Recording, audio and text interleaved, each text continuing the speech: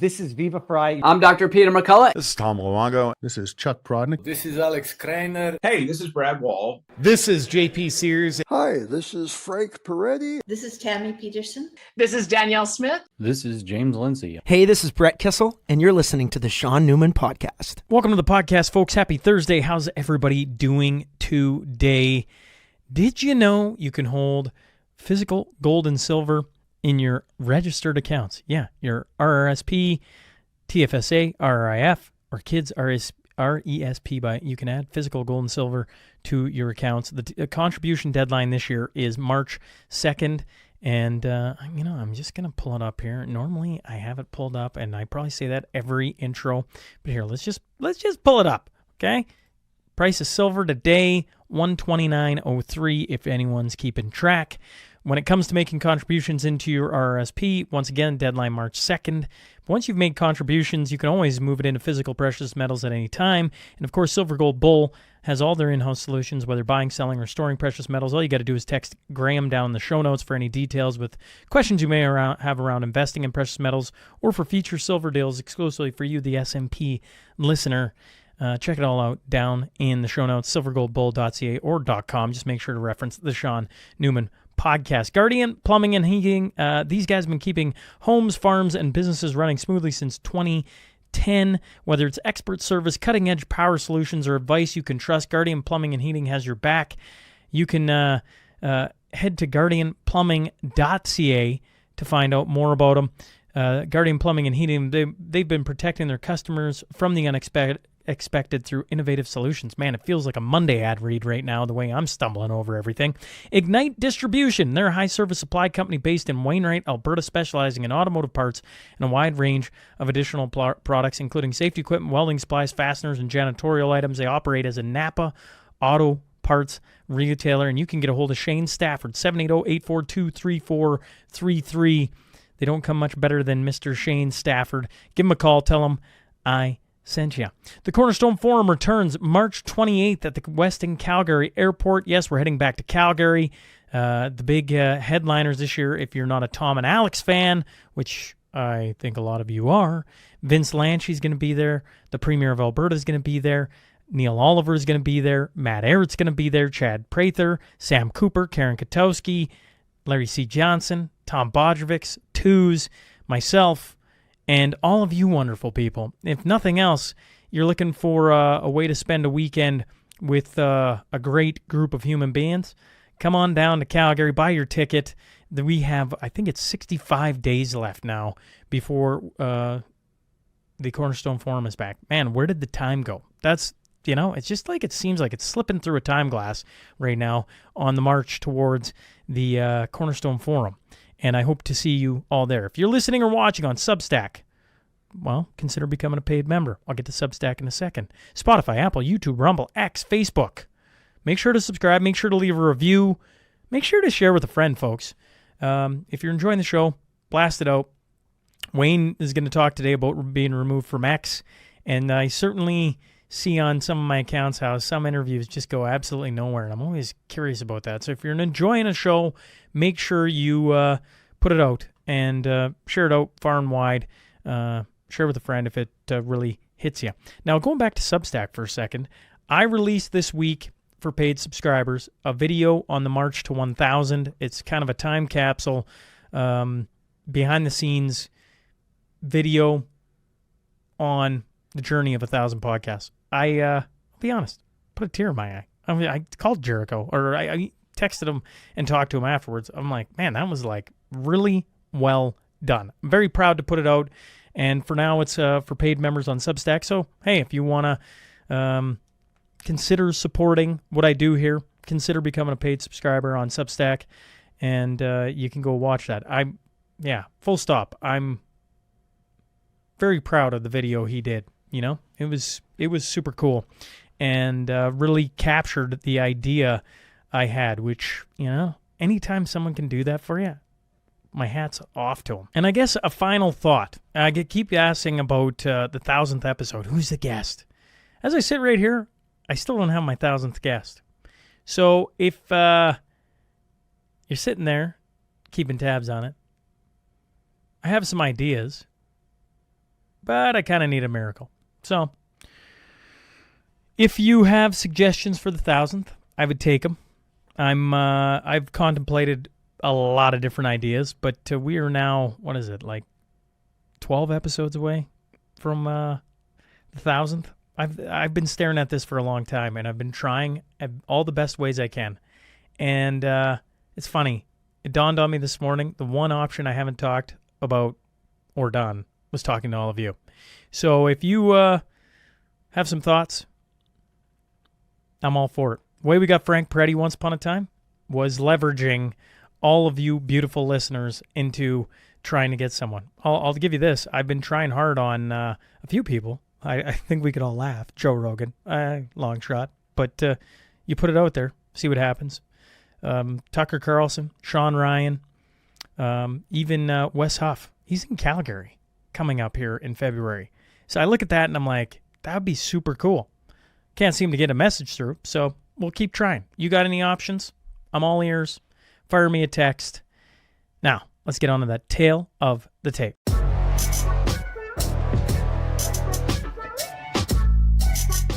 Today's guest is the host of What's Up Canada. I'm talking about Wayne Peters. So buckle up. Here we go.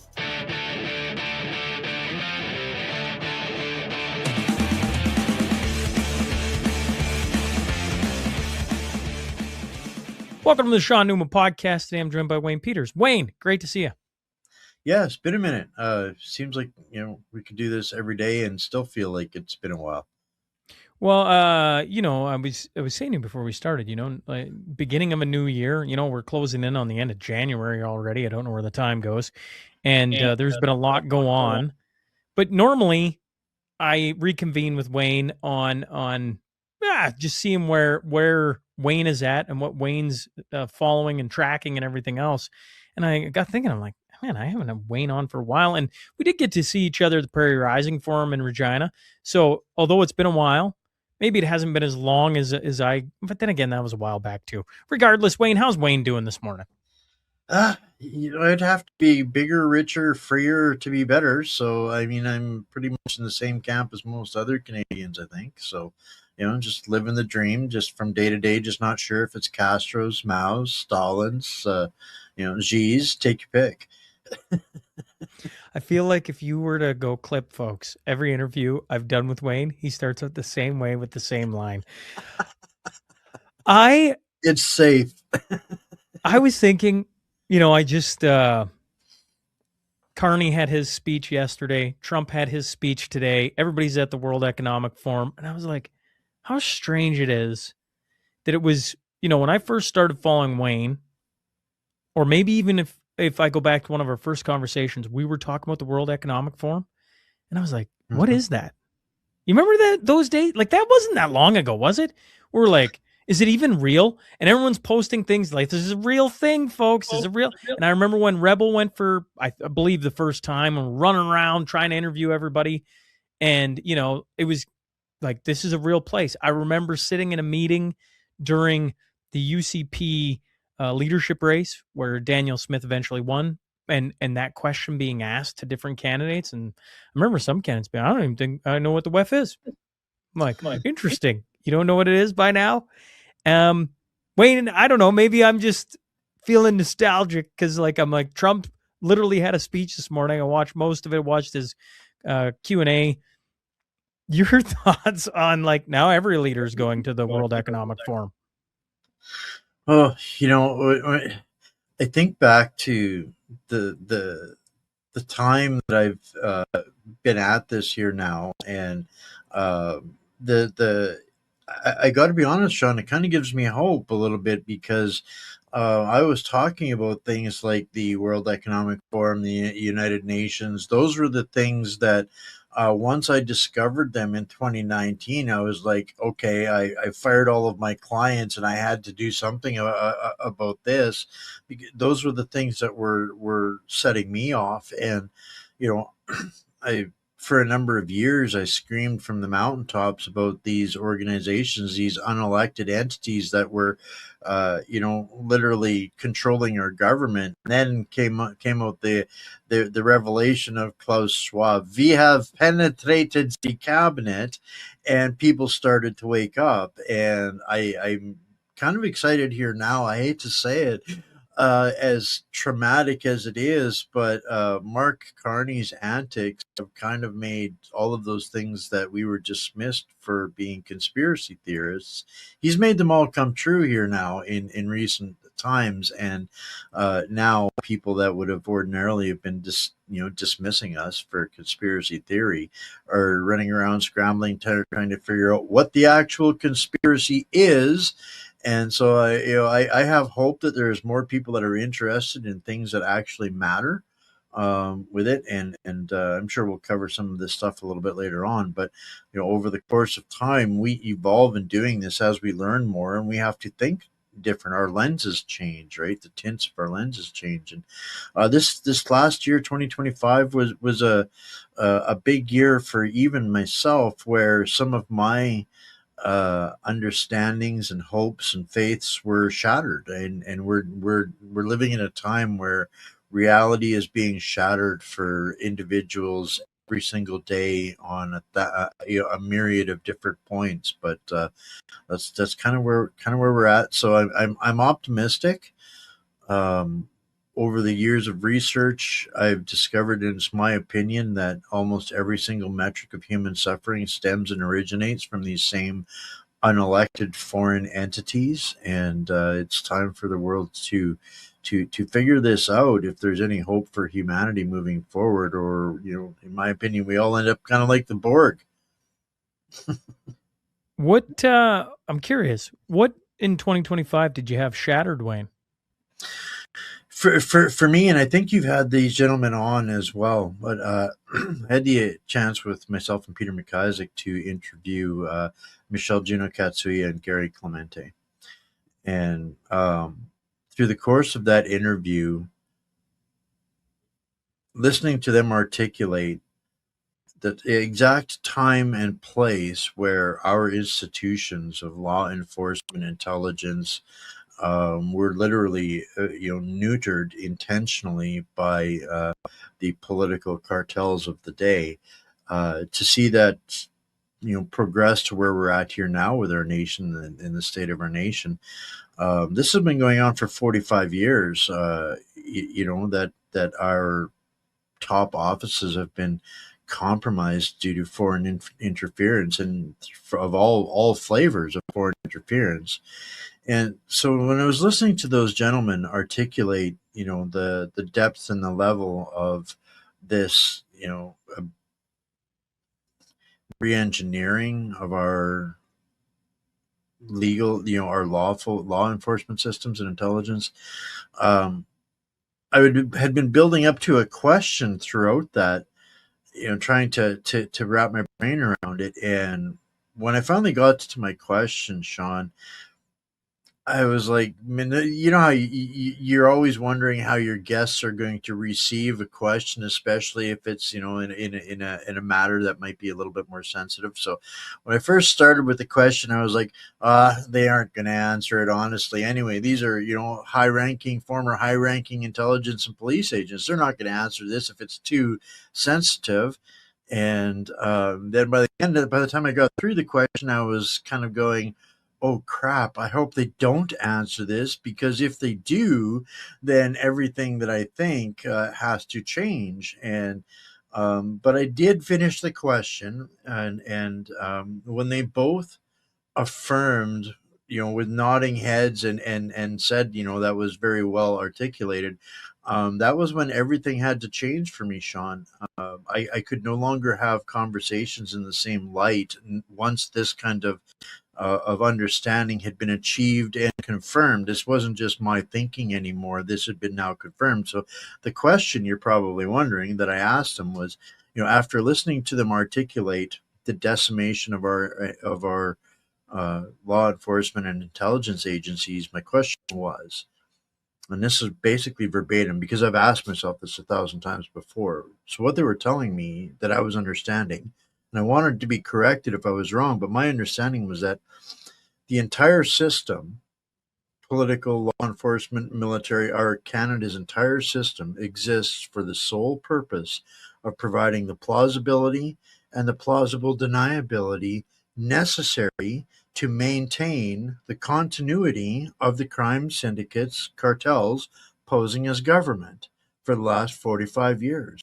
And they said absolutely correct, right? So, when I put that into context, if that is all that they do is serve the revolving door of crime syndicates posing as governance, aka parties, we have no ability. If our intelligence agencies cannot work with law enforcement because they may have to go into a courtroom, when you add that into, like the little child case where we have no effective ability to hold any elected official in this country to account, none whatsoever.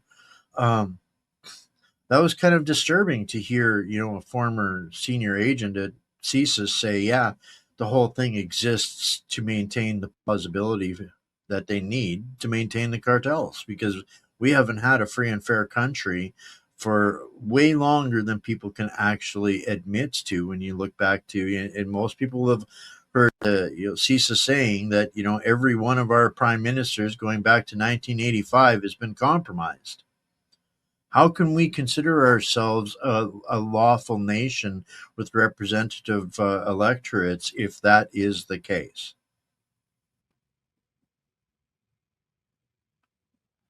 You see my conundrum. So then what has you hopeful in 2026?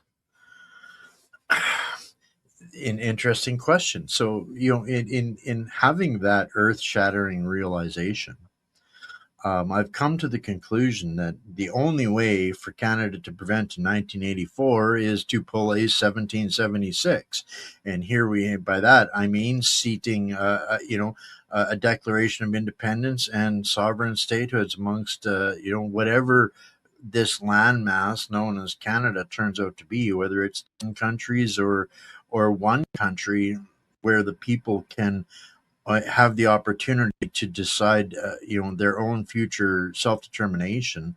That has me inspired and hopeful moving forward in 2026. And it's not, I'm not rooting for any province to achieve their sovereignty, but I am rooting for the fact that Canada will have to take a serious, honest look in the mirror about what Canada is legitimately, lawfully, not just morally, ethically, and ideology.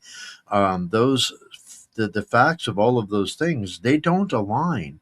And I'm not calling for civil war or revolution or any of those things. And ultimately, my hope is that Canada could come together and maintain one, super nation out of all of this. But I don't know if I see that happening.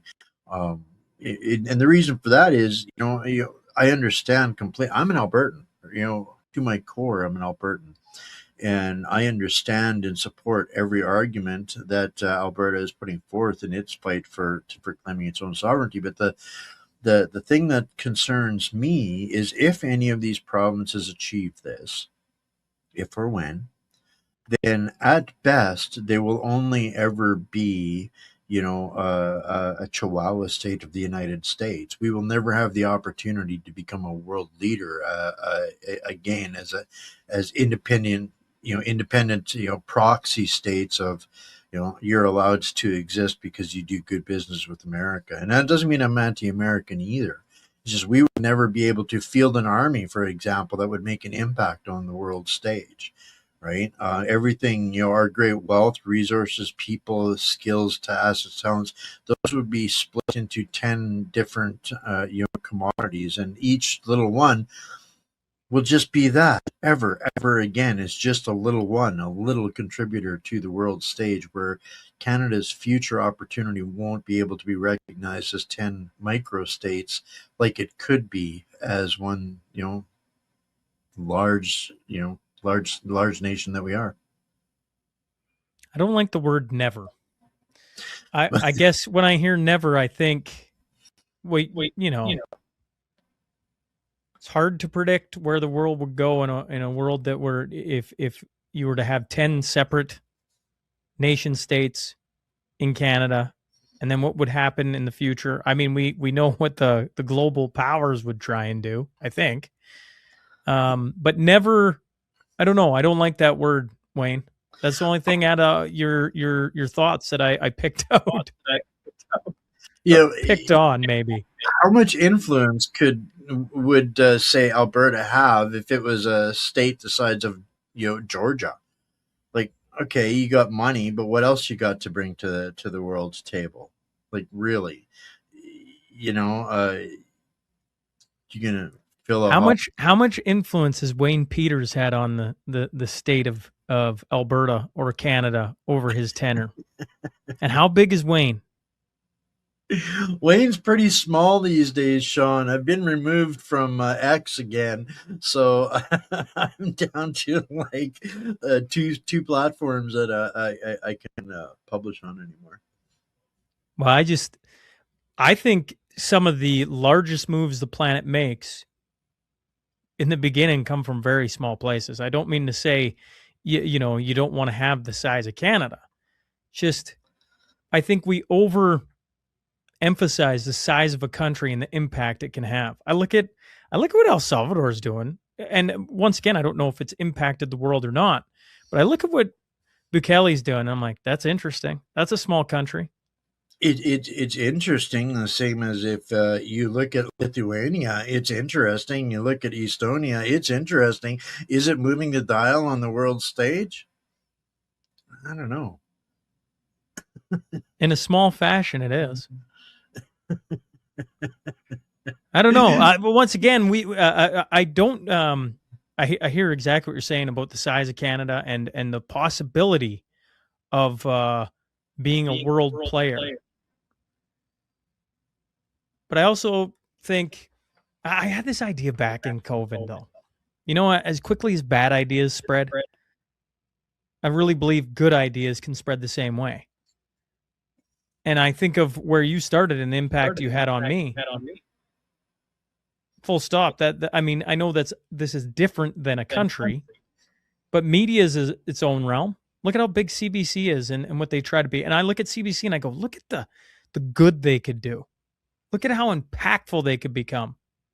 And instead, they've deteriorated. And do I want to lose the CBC? Well, I think there's a ton of us now are like defund the CBC, like full stop. Let's get out of this. But there is this nostalgia of what the CBC actually could be if they had independent journalists running around covering all the communities and showing how bad some of these things are getting. Instead, I just don't see that happening anytime soon. If the CBC were a nation, Trump would have come in and taken him in Maduro already. True. Right? And I mean that's the omnipresent cloud that would hang over every one of these micro states that would be next door to America, right? At some point, if you misbehave bad enough, what is Big Brother going to do, and what is Canada going to do about it? I mean, even at this point, if America wants to do something, can Canada stop America from doing anything? No, it's an illusion that because of our size, we'd be able to stop them. No.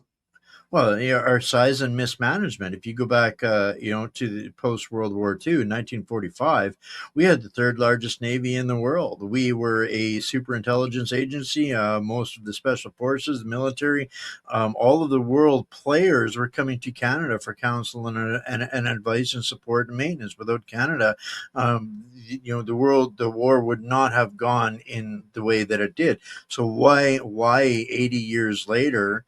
Could we not fight our way out of a wet paper bag and think that we can take on, the big red, white, and blue the way that our society is being led to?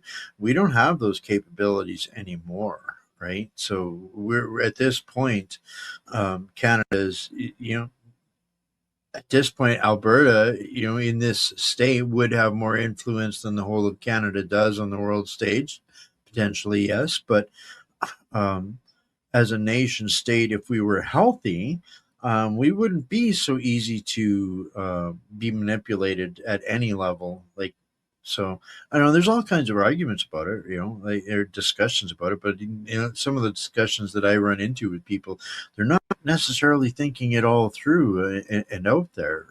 And so this is what I hope to stimulate in people. Look in our mirror a little bit. It's not all sunshine and lollipops with keeping your own sovereignty either. There's going to be pitfalls that future generations may have to deal with, and what's it going to look like? I don't know, but I don't see. I don't see the individual territories of our what make up our country now. I don't see them having the capability of having the strength that we could as the nation state that we once were. Yet. Yet. Okay. Well, I don't know. I feel like there's just, like you go back to World War, what would the military boys say? I want to say World War II and World War I. We'll just lump them in together. Jamie Sinclair always talks about the disproportionate men that came from the West, right? He talks about Saskatchewan specifically. And you go, okay, so there is the possibility of the West being strong. We just need, I don't know, some leadership, a vision of where you want to go. I think of like you go to ancient times, the Persian Empire ran into Sparta, right? It's not like Sparta was this country of the size of Canada. It wasn't. It was their nation that adopted. Now, do I want to go live in Sparta? Probably not. But they were a fighting force to be reckoned with, and I think they proved that. Well, people. It took them another 10 years, and it took them the equivalent of all of their provinces and territories coming back together, within that 10 years to do so. So, did the Spartans leave a mark on history? Absolutely they did. But did they change their own destiny? No, they really didn't. They got slaughtered, they got beaten, they got martyred, and it took 10 years and the rest of the territories to come together to solve the problem. And so it's the beautiful thing about history, Sean, is no matter what point a person is trying to make, they can always find a point in history that lends to their. Well, this is why I don't like the word never, because I'm just like, well, don't say never. I wear a Spartan helmet. Why? Because I fight in the shade, right? That's why I literally brought it up. I'm looking at it. I'm like, you're literally wearing the Spartan helmet. If you're listening, you can't see it, but if you're watching, you can see it. And I go, the size, okay, this is just grok. Now, rough estimates on the size of Sparta, it's saying roughly 8 to 10,000 square kilometers. Okay? Size of Alberta, roughly 661,000 square kilometers. Just for comparison. Right? I just don't like the word never. I look at it and I go, I don't know. I don't want, there's always been a part of me, even as I entered into more of these conversations on Alberta independence, where I'm like, man, no Canada, what would that world look like? And then, the text line will fill up with people talking about, lots of different things. I don't know what comes after that. I actually don't know what comes later this year. I was curious to hear your thoughts. To me, I feel like you're going to have an Alberta petition that reaches the number. That's what I think. I think the videos I've seen and everything else, everywhere I go, I just hear about it now. In fairness, folks, I live in a little bit of a echo chamber. People want to talk to me about it. Even, the electrician walked up to me and was questioning me about it yesterday. And he kind of laughed. He's like, I figured you'd be the guy to ask about this. And I kind of laughed. I'm like, all right, so the conversation's coming to me. Fair enough. But it just seems like it is entered the societal conversation right now in Alberta And I feel like that's going to lend to the number being hit. I just feel like there's a bit of an energy around it. I don't know what you think, but that's what I see. But after that, I mean, like, so if you get to a referendum, what happens? I have no idea. Do you get over 50%? I don't know. But I think that's going to shift how Canada looks at things. That's what I think. What does Wayne think? Wayne thinks that Alberta might have the most passion and energy right now, but Wayne thinks that either Quebec or Saskatchewan might beat them to the finish line when it comes to the actual achieving of independence. Is it possible? Absolutely. I'm not saying it's not possible. But from the outside looking in, given as many years as I've looked into these kinds of things, I see differences in the different initiatives, right? Between Quebec and Saskatchewan and Alberta. And one thing that I can't figure out about Alberta is, and this is not meant to be an insult. This is a genuine reflection based on my research, is why Albertans continue to believe that they have to ask the pirates to leave the pirate ship, right? To put it very simplistically. And I think about this. I think about this a lot. What sets America apart from the world?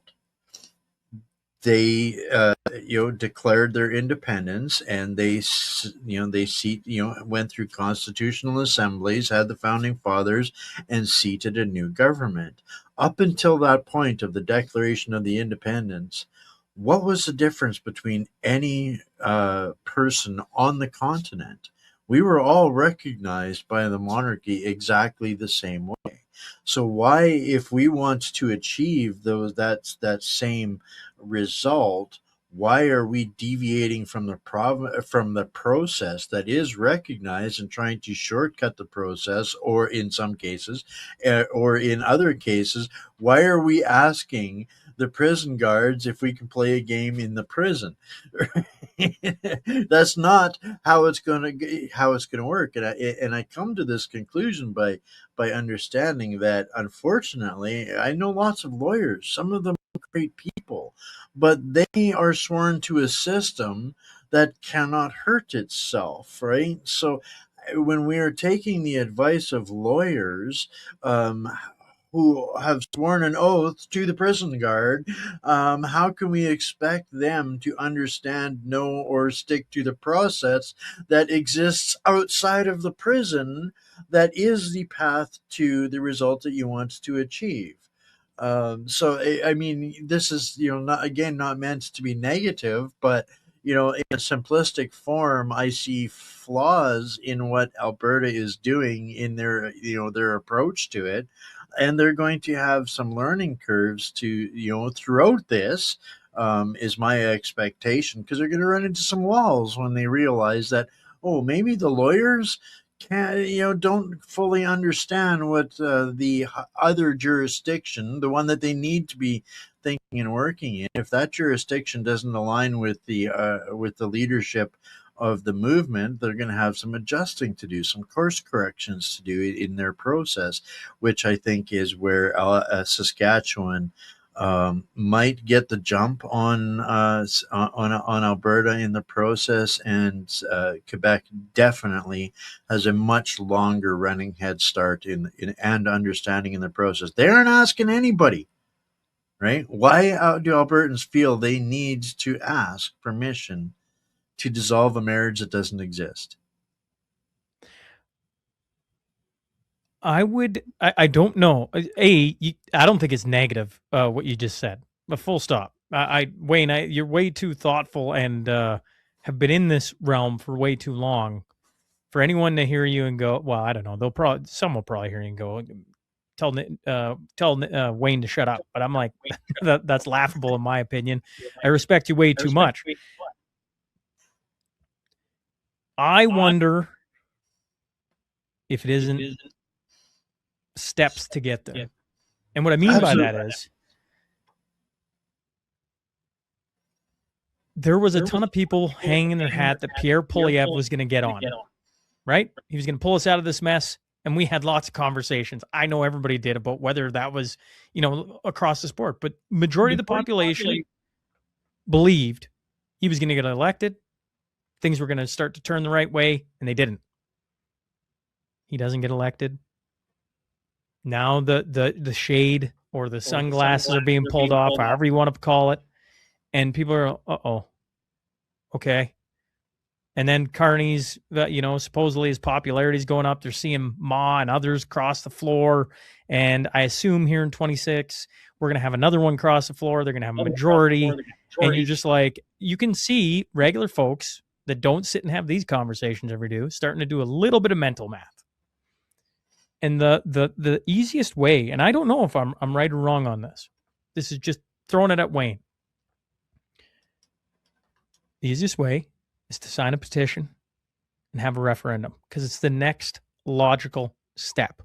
And when I look at Quebec and you go, actually, I'm curious on why you think Saskatchewan might finish ahead of Alberta, but Quebec makes sense. They've been through this thing for now going on, 30 years, maybe a little less, maybe a bit more, wherever you want to position that. They've had their referendum. They know things, and you're just watching them. They don't care what anyone thinks. Actually, when I first ran into that, when I first started doing these conversations, Wayne, it's like, these guys are odd. What are they doing? Why are they even? And now I'm like, oh, this is interesting. They're just further ahead on this walk than us. Mm-hmm. That's what I would position on why Albertans believe they have to ask permission first. It's the logical step for the masses that seems the most plausible. I don't know if that's right or not. Curious your thoughts. I think it's kind of human nature when you walk the same path to school for 5 years and all of a sudden you learn that there's a different road. Which roads do you take? You might take the new road for once or twice, but you kind of go back to what you're comfortable and familiar with. And we have, unfortunately, and this comes back to that, reality shattering understanding that I got. And I agree with you. There's these expectations that seem to just fall short, right? And instead, I'm asking myself different questions with different realizations. To me, if every single one of our nation's leaders for the past 5 decades has been compromised, what are we doing except for choosing a different middle management for the Crown's assets, right?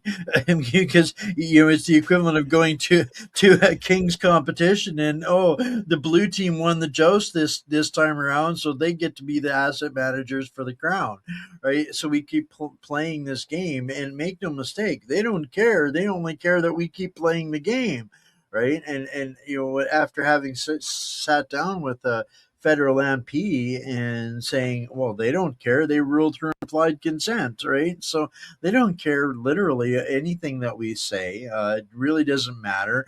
And it comes back to maintaining the continuity for the crime syndicates posing as government, and we continue to keep choosing the red cartel or the blue cartel and wondering why things don't ever change when the entire system is compromised, right? So for me, this is what's made it so rough for me, Sean, honestly, is because I can't really have a legitimate conversation about politics because the entire thing has been certifiably proven as a giant fraud, and we continue to imply our consent by asking for permission for things that we got no business asking for. So it's made me challenging to be relatable and deal with contemporaries in this space over the last year particularly. Well,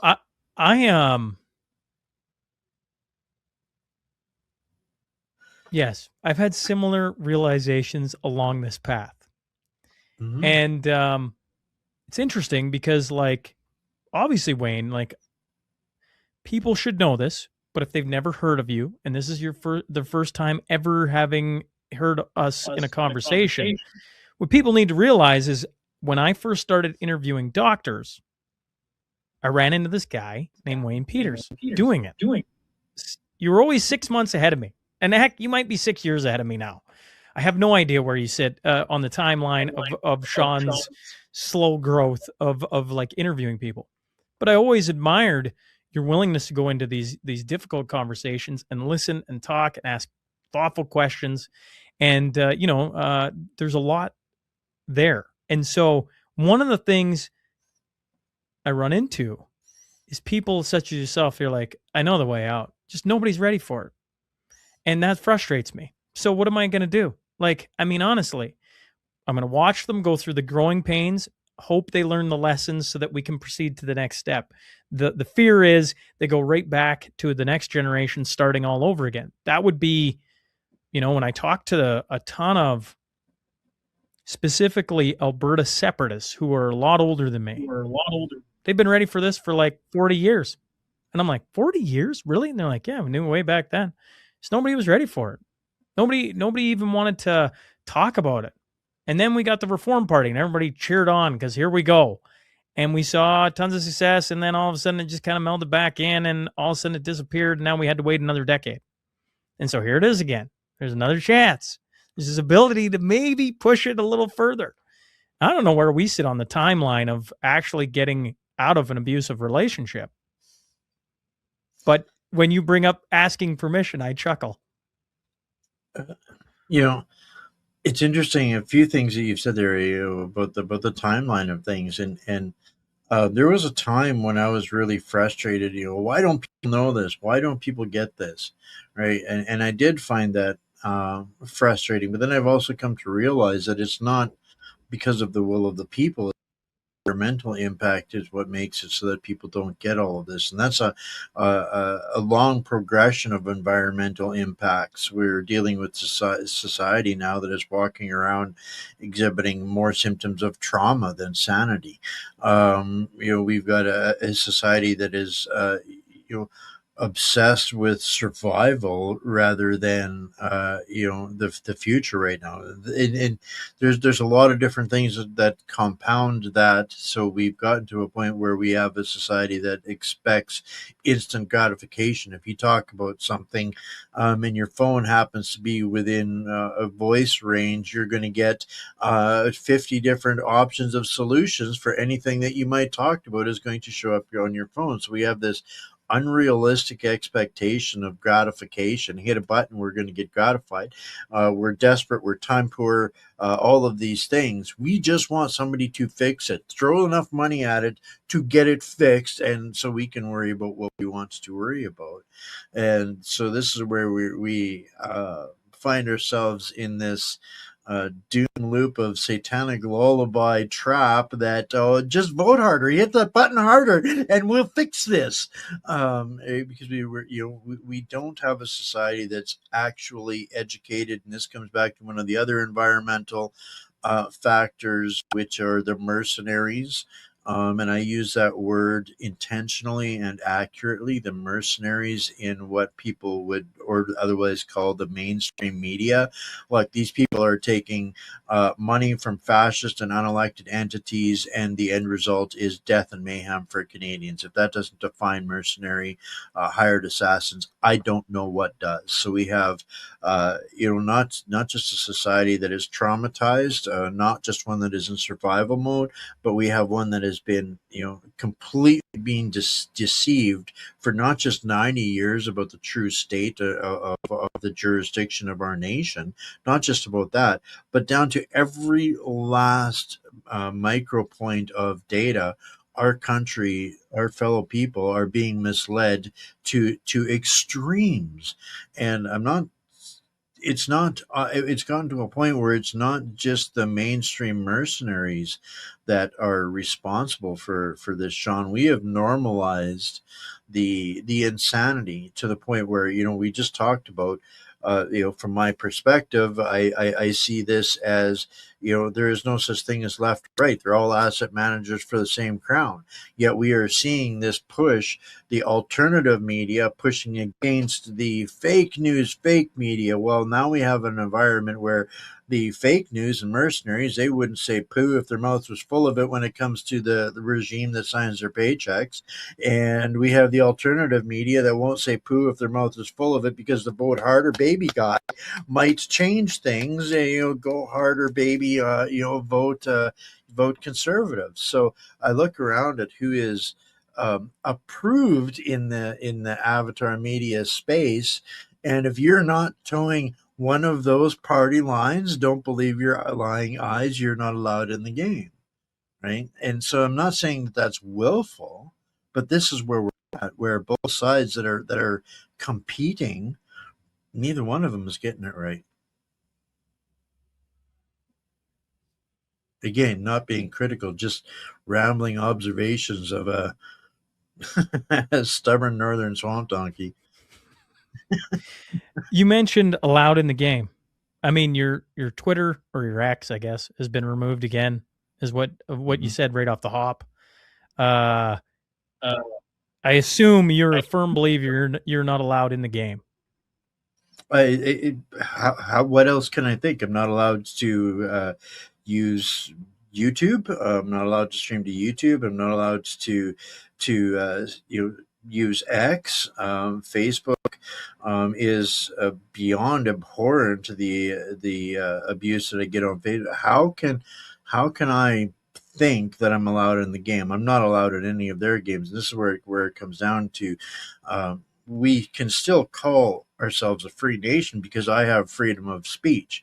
What I don't have is freedom of reach. They own every road that the information travels on, and I'm not allowed on any of the information highways, right? So I can speak in a cave all I want, and they can say, "See, you still have freedom of speech," but you're not allowed to use any of the roads because they don't like the color of your vehicle, basically, for all intents and purposes, right? So, yeah, no, I genuinely believe that I'm not allowed in the game because I counter both of the approved narratives. And isn't that the point of these approving, signing these? I will play by the rules of your drone game when I say, community, community standards, da da da da da da.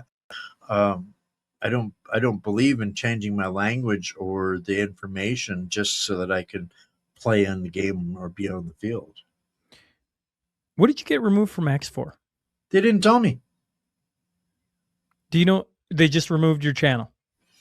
I went to kick live on a stream a week before Christmas, and they said, nope, can't stream to X. And I went and I looked on my X account, and all of my followers and everybody that I followed had been wiped, and people were getting this account is no longer accessible. When they tried to go find my account, I can still see my account, but it's like, in a bubble that nobody else can see, and I can't do anything. I can't post anything. I can't go to your account on X and see what you're posting on X. It's just it's kind of weird, to be honest with you.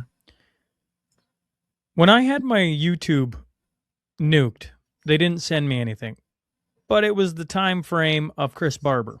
And I'm like, the Freedom Convoy, I'm like, it seems pretty self-explanatory to me.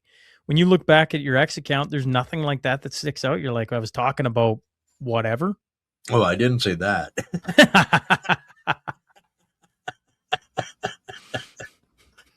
I've been very, very vocal and hard on the invasion level immigration and the standards and the impacts of our country, the incompatibility of these invasionary forces with our own ideology, the lack of assimilation, a lot of those kinds of things. I've also been very, very, very hard on the United Nations, the World Economic Forum, the laws and the policy. So at any subject matter, and I hit these subjects hard, Sean. I don't do just 15-minute puff pieces or dabbling on it. When I go into something, I might do a 6-hour show on extolling the virtues of the religion of peace and its impact on our country. And for example, those are the kinds of things that they just don't approve of, because I'm not conjuring stuff up. I'm using readily available information. I just assemble so much of it that they can't deal with it. And I'm not necessarily suggesting that it's Elon Musk that is doing it. He's doing it on orders of our own regime and our own own government, and it's the same with across all of the platforms. When Elon Musk says, "I believe in free speech," well, that's for Americans. Canadians don't have the expectation or the rights to those kinds of expectations. What platforms have you had zero issues with? What plat? That's a real short list because even Rumble has removed one of my videos, which I found interesting. It was a Project Veritas type of video that had some incredibly damaging captures on the American Teamsters Union and their relations to Canada's rail unions. I caught the head of the Teamsters Union admitting to crimes in Canada, basically, and that was removed from Rumble. But that's the only intervention that I've had from Rumble. That's about the only one that I have not had an intervention on. And that this is why I built my own website with my own streaming capability and my own chat room, on my own website, because it was the only place that I could actually be sure that I could, publish my work.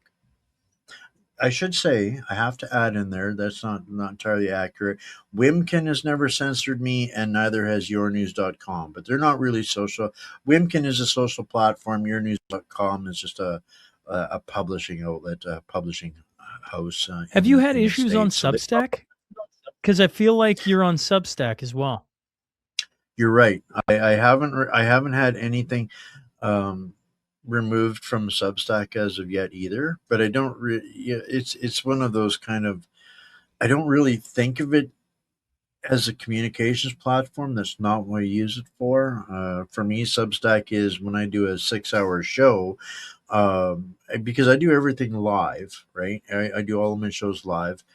For the biggest reason why I do it live is AI cannot copy me doing lives when I'm doing live engagements with my chat group and audience, right? So that's, I'm not a fan of AI generated content.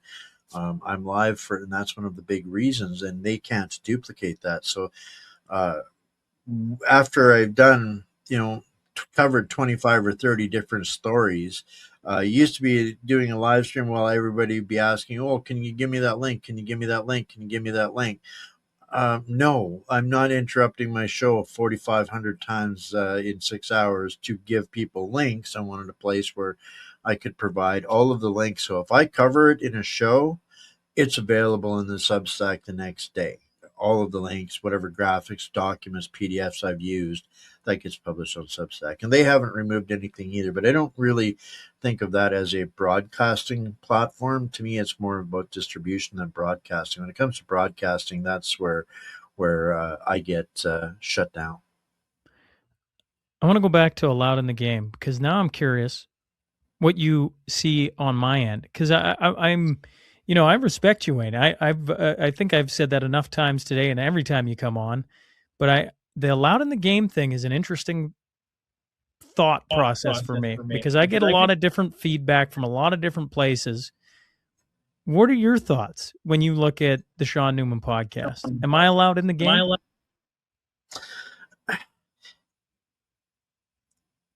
How many do you stream regularly on YouTube? You're on X. If you're on all of those platforms and you're approved, your content is approved. Obviously, there's a difference in either the content or the delivery, but that you're allowed to be on those platforms and I am not. So I don't think I'm an abusive individual. I'm not never calling for violence. I'm just, I take a subject matter and look at it through different lenses. And, I call out all sides, right? And that I think is part of the problem, is because if I'm playing one side, then they know that there's a set of rules to how you play that game from that side, and it's the same from the other side. Even if the conservatives say there's things you do, there's things you say, and then there's stuff you don't. And I don't play. I won't to do that for any of them, and so that makes, I don't know. Maybe that puts me in a different list. Is it the subject matter that I dig into? Maybe I dig too deep on some stuff. But at the end of the day, I can only assume that as many times as I've been removed, they do not want my platform out there, and they will go to great lengths to do so. And that started with the doctor talks. In essence, I mean, up until then, I mean, I'd had Antifa take runs at me, because they didn't like the covers because I showed their faces on an event where they were being retards or whatever the case might be. That kind of stuff was pretty normal. They didn't censor me for that, but they started removing my platforms wholesale after the doctor talks, and that has never stopped, Sean. Hmm. Well, as a guy who got to witness the doctor talks, they were fantastic.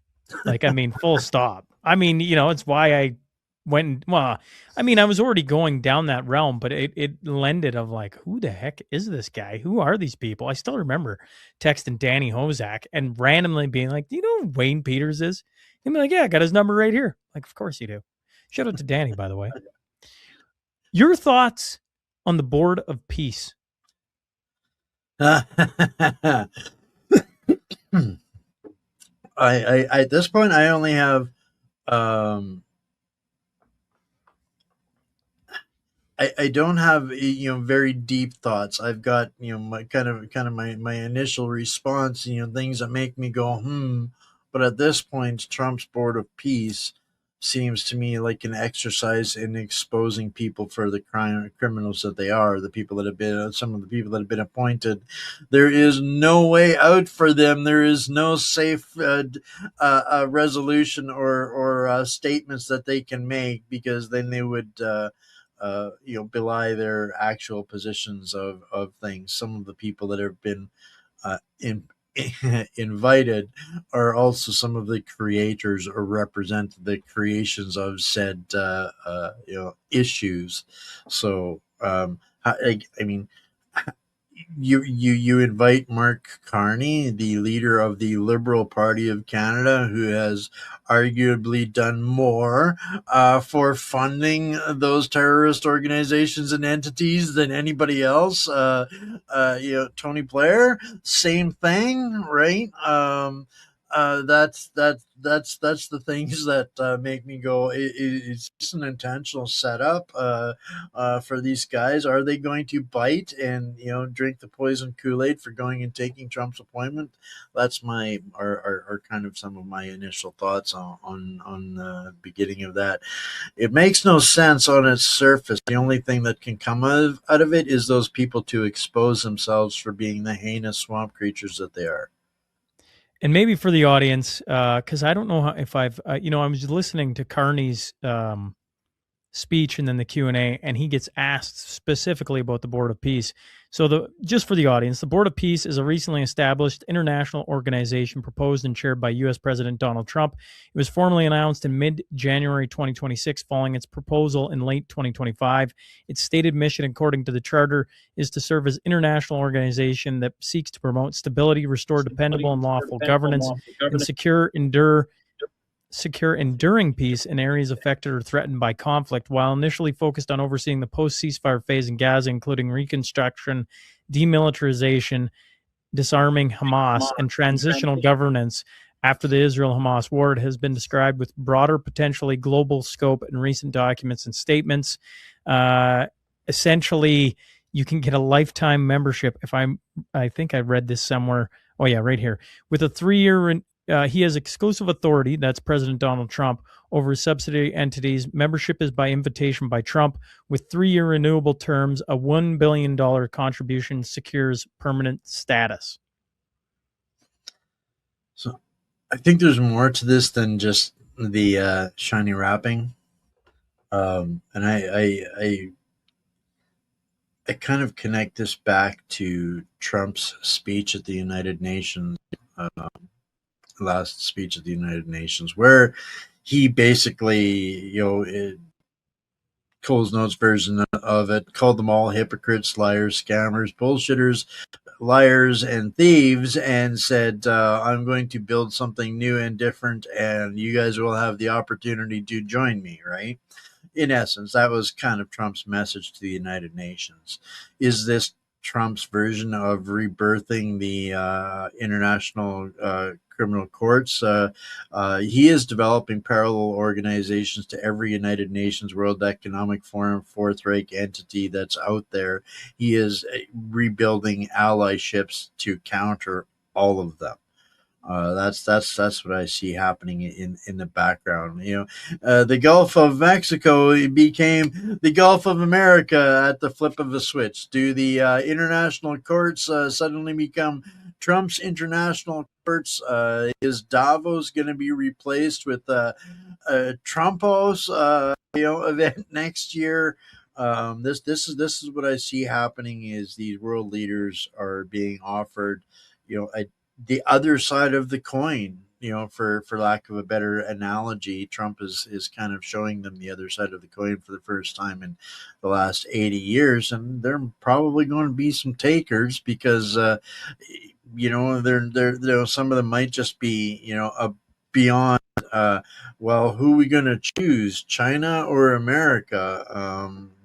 We're making that choice very poorly right now, but other nations might not so much be making that same decision. So I think there's more to this.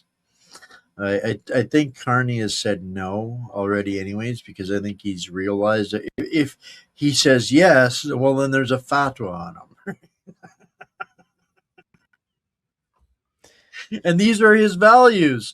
He can't he can't say no to them. I guess my final question for you today, Wayne, would be, what is Wayne digging into right now?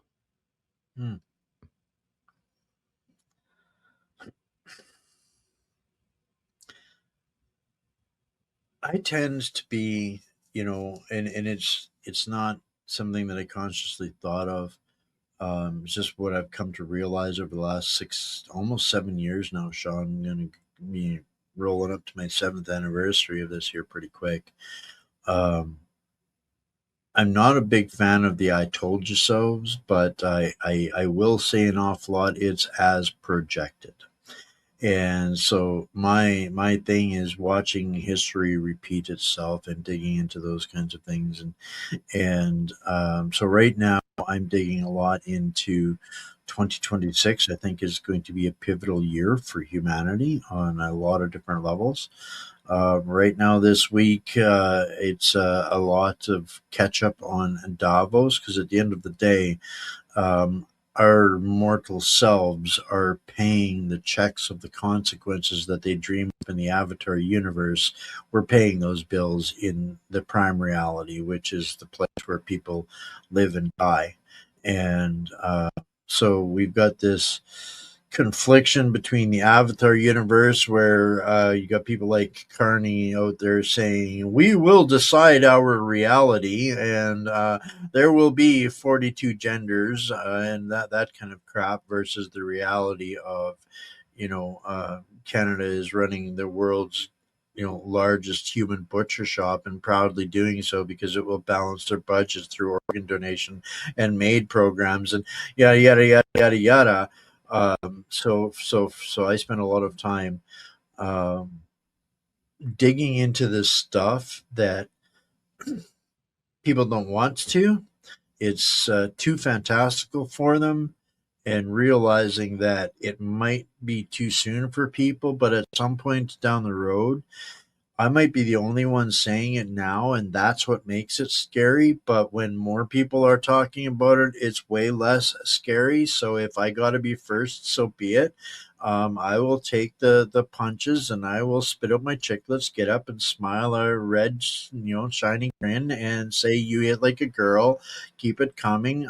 We need to have these conversations, like it or not." And um, you know, that's kind of where I'm at. So it's a lot of Davos connecting the dots while people are interested. Carney said New World Order. How what? Okay, well, now that you're asking, or since you asked, here you go. You're not going to get warm, fuzzy blankets. You're going to get the kind of stuff that's probably going to make your knees buckle, and I have that effect on people, and I'm okay with it. So right now, it's a lot on Davos, the connections to the United Nations. I firmly believe that the what we're seeing here now is the collapse of the second Tower of Babel, and I'm watching that happen in real time, and we are getting a front row seat to it. But what I trying to I guess get people to understand is this is what you wanted. This is what it will set humanity free. If you don't want to get crushed by one of the falling boulders of the Tower of Babel, get out of the way. This is, how to do that. It comes back to, remembering our humanity. Localism is the only 100% safe and effective cure for globalism. Find your people, find your tribe. The tower is coming apart. And if you do not want to be stuck in a UBI, CBDC, digital ID future, you are going to have to find places, people, communities, tribes that are not going to be dependent on that food stamp from Walmart to go and feed your babies, right? So these are kinds of the things that I'm digging into all the time, just providing answers, knowing that people aren't ready, trying really hard not to say I told you so, instead going, well, exactly as expected, and this is how, and this is why, and this is what you can do. These here's a good community. And I think that might be part of what they don't want me sharing out there as well, because I'm not just about delivering, you know, reality shattering truths. It's, you have to be there with something for a direction for people to go to as well. So I kind of play both sides of that coin, in this little corner of the avatar verse that I'm in. So I don't know if that answers your question or not, but Second, collapse of the second Tower of Babel. What do you mean by that? Okay. We very loosely use terminologies, like catchphrases and taglines that people don't necessarily understand. And people often, I hear them describe this is a war of good versus evil, or this is a spiritual war. And when I hear that, it rings incredibly hollow to me, because we're slaughtering more babies than we're producing. We're killing more of our own citizens as than how can we do these things? Normalize full-term abortion, abortion in general, or MAID in general. All of these. How can we tolerate these things? How can these things be normalized, and we still consider ourselves as good fighting evil when we're doing none of this, none of it? And the to understand, to the comparison, the whole new world order is exactly what the Babylonians were trying to do. They were trying to rule the world, and they were going to become gods by building a tower up to where the gods lived. And that is, in essence, exactly what we're seeing duplicated by this new world order, Fourth Reich. And I say that not just to be hyperbolic. There is no British blood in the British royal family. They're Germans. They're no less Nazi than Hitler was. The Romans were Germans. Right? We were seeing this multiplicity, this repeat of history, where literally the Germanic people are trying to conquer the world, and we're there again right now, and it ain't going so well for them. And I think about Putin's address to the United Nations when he said we would not be a part of the unipolar world. We wanted a multipolar world. Well, do we want many nations or one nation? that New World Order, one nation, one world government, one world control. Well, that is, the modern day equivalent of literally the Tower of Babel. But this time, they're going to control every living organism on the planet. And I don't think anybody really wants that. And I think back to when Putin started his first military operation. This is, by the way, none of this is an endorsement for anybody. This is just things that I identify. He said something that the rest of the world dismissed as easily as they say, conspiracy theorists, when he said that he wasn't fighting the Ukrainian people. He was fighting the Satan worshippers, the pedophiles, and the Nazis. And everybody said, oh, he's just a lunatic. Those things don't even exist. When in fact, they actually do exist. And they have actually, in fact, captured our countries for the same with the same ideological zealotry. So I ask people, how many bodies does it take? A person that steals, $5, are they a thief? Or is the person that steals $50 a thief? They're both damn thieves. Well, if we were running around murdering our sick, our vulnerable, our preborn, are we any different than the Nazis? How many bodies does it take to stack up before you get off the soapbox thinking that you're a righteous first world country? And I don't see that this new world order system survives what's coming next. Even if Canada wants it, the rest of the world is rejecting it in a big way. We are seeing some of these places that are having a mass reformation back to the Word of God, and why wouldn't they? When you see the results of the fruit of what we're heading into versus, you look at Iran, where people are dying by the thousands in the streets to rebuke and reject what has captured their country since 1979. And here in Canada, this is what they're fighting to implement and bring in, and literally threaten to throw me in jail for life for opposing, forbid me from communicating on the social platforms because, sorry, ladies, I don't want you wearing hijabs and burqas and being subject to Sharia law. And sorry, I have an issue with jihad being in the teacher's curriculum as a righteous struggle, and kids must be taught this stuff. Now I'm the enemy in my country? No, the world doesn't want this. Even if Canadians think that this is the right way, I don't believe it for a second. I think that we're kind of inside of the collapsing Tower of Babel, and we can't see the outer walls that are coming apart around the world right now. So that's kind of my, some of my insights into why I refer to the Tower of Babel. In essence, it's the same thing what we're seeing now with the New World Order, and I don't think it's going to be any more successful than the old Tower of Babel was. And the question is, are we going to stand around and watch it until it lands in our head, or make something better? I don't think the Great Reset is going to go as Klaus Schwab intended. Wayne, where can people find you now, knowing they can't find you on X, they can't find you here, they can't find you there? Where would you direct them to? whatsupcanada.org is ground zero. It's the only piece of digital real estate I actually own. Everything that I do or touch can be located through there. You can find me on Substack through there, front and center, top of the page. A couple of companies that I work with, some folks that I work with, you find them all there on whatsupcanada.org. Wayne, as always, appreciate you hopping on, and it's good to hear from you. Yeah, I'd like to do this, more often. These conversations, it's becoming a rarer thing, Sean, for people to be openly okay with admitting that they don't know what they don't know, and just have a conversation about it. This is one of the things that I find frustrating. It's so tribal out there. You're either left or you're right, or you're the enemy. And in between, there is this sticky middle that is just trying to be recognized for something.